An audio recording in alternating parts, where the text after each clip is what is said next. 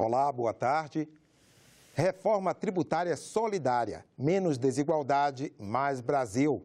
A proposta, elaborada por auditores fiscais, foi tema de audiência pública na Comissão de Assuntos Econômicos. O manifesto é uma iniciativa da FENAFISCO, que é a Federação Nacional do Fisco Estadual e Distrital, e da ANFIP, Associação Nacional dos Auditores Fiscais da Receita Federal. Com o apoio de 40 especialistas da área, o documento ressalta a importância da reforma tributária que tramita na Câmara, mas lembra que o foco na simplificação tributária não é suficiente. O movimento acredita que a reforma tem que enfrentar a desigualdade. Entre os principais pontos do manifesto pela reforma tributária está o aumento da tributação direta sobre a renda, riqueza e propriedade e a redução dessa tributação sobre mercadorias, bens, serviços e pagamento. O documento destaca ainda a necessidade de rever a transferência e a partilha de impostos entre os estados, as renúncias fiscais e sugere ações para enfrentar a sonegação e controlar a evasão fiscal. Essa foi a primeira audiência pública para debater as ações sugeridas no manifesto. Para o coordenador do projeto, o Brasil precisa se aproximar dos países ricos, que compõem a OCDE, Organização para a Cooperação e Desenvolvimento Econômico. Na média da OCDE, a contribuição, a participação da tributação sobre a renda no Brasil é em torno de 21%, enquanto a média da OCDE é 34%. Por sua vez, a participação sobre o consumo no Brasil é cerca de 50%, né, 49,7%, enquanto a média da OCDE é 32%. Quando você vai olhar as reformas tributárias mais progressivas nesses países, são várias, posso dizer, de várias iniciativas, eles têm, portanto, revisto o tratamento dado a uma série de incentivos ao capital durante as décadas de 80, 90 e tentado dar um tratamento mais isonômico entre as diferentes fontes de renda, renda do trabalho, renda do capital e entre as distintas modalidades do capital. Então, você tem uma tentativa, não é só arrecadatória, mas uma tentativa de lidar com a questão distributiva, uma tentativa de criar modelos mais eficientes. Para alguns economistas, reduzir a desigualdade não é apenas uma questão de justiça social, mas de desenvolvimento econômico. Essa reforma que visa a redução de desigualdade, ela é uma reforma onde quem empreende na área de indústria, de comércio e de serviços, ela sai ganhando. Sai ganhando porque ela vai ganhar clientes. O representante da CNI discorda. O nosso foco é ter uma política de gasto mais eficiente é a melhor para reduzir desigualdades. O sistema tributário deve ser mais neutro. A política de preços para os combustíveis foi tema de audiência pública hoje na Comissão de Direitos Humanos e Legislação Participativa.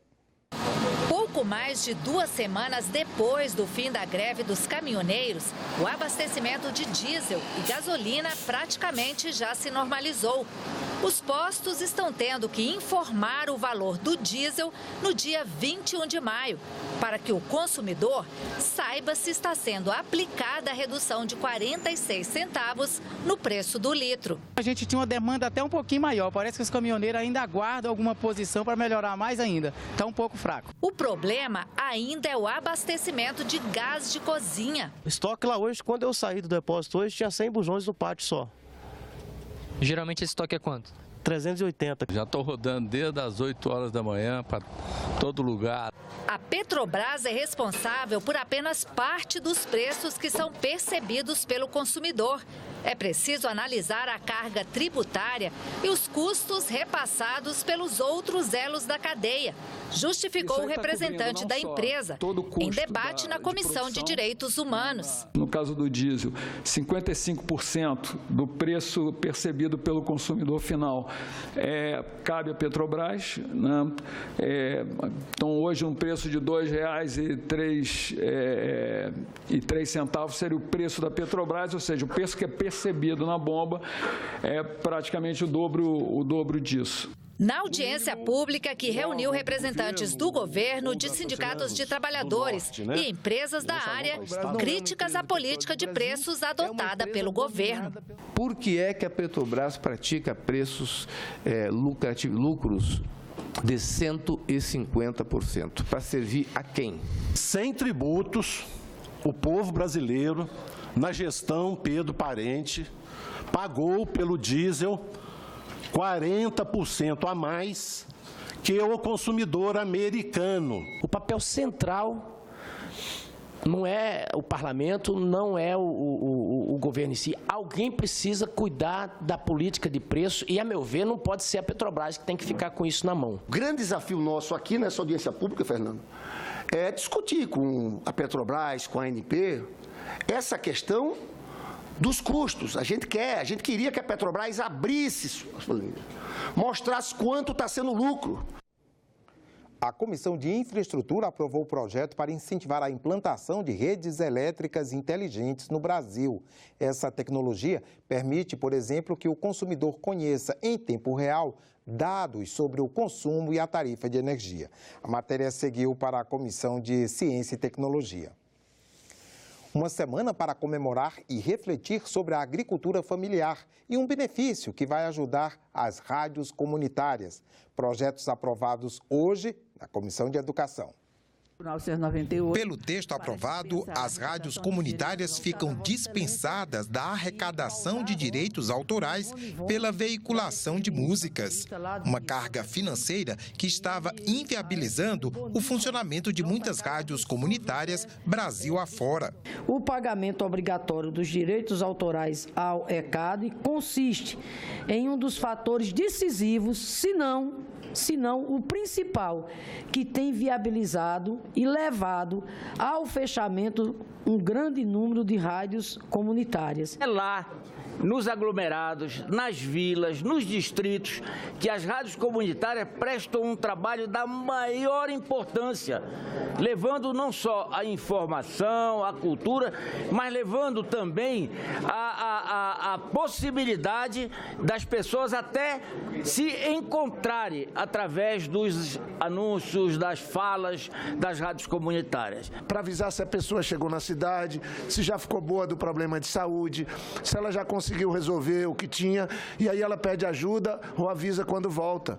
As pessoas moram 4, 5, 6 dias de viagem para chegar na primeira cidade. Eu, como vice-presidente da Frente Parlamentar em Defesa das Rádios Comunitárias, tenho consciência do alcance e da importância das rádios comunitárias. Presentes na reunião, representantes de rádios comunitárias comemoraram a decisão dos senadores.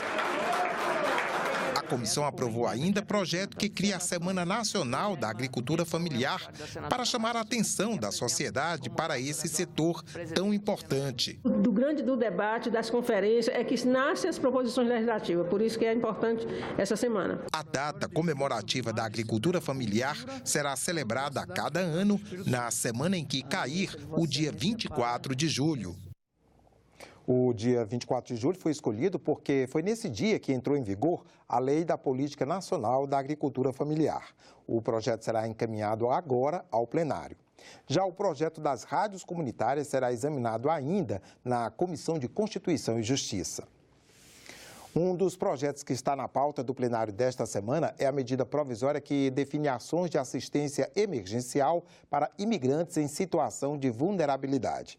Veja este e outros destaques do plenário na coluna da jornalista Érica Christian.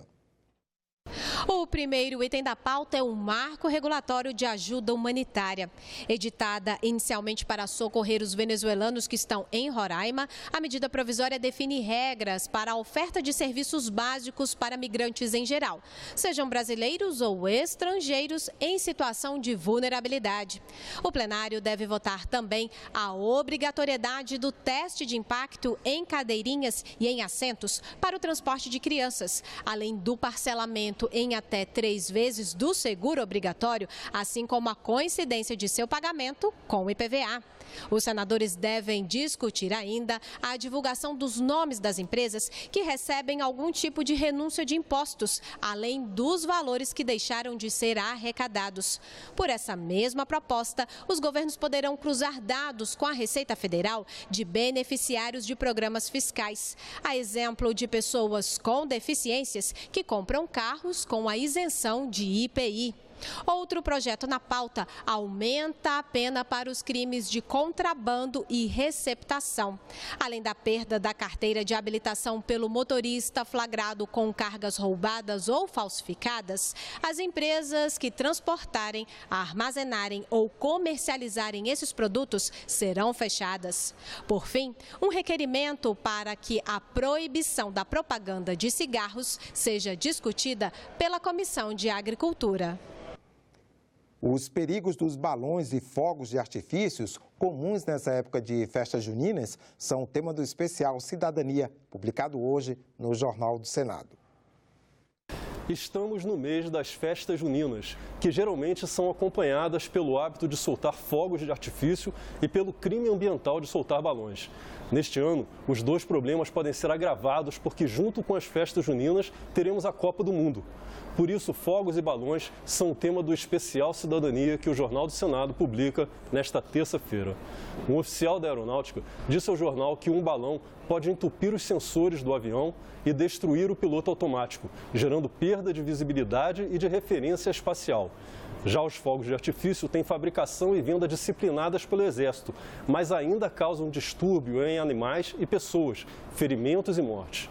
A reportagem ouviu defensores dos fogos, como o prefeito de Santo Antônio do Monte, em Minas Gerais.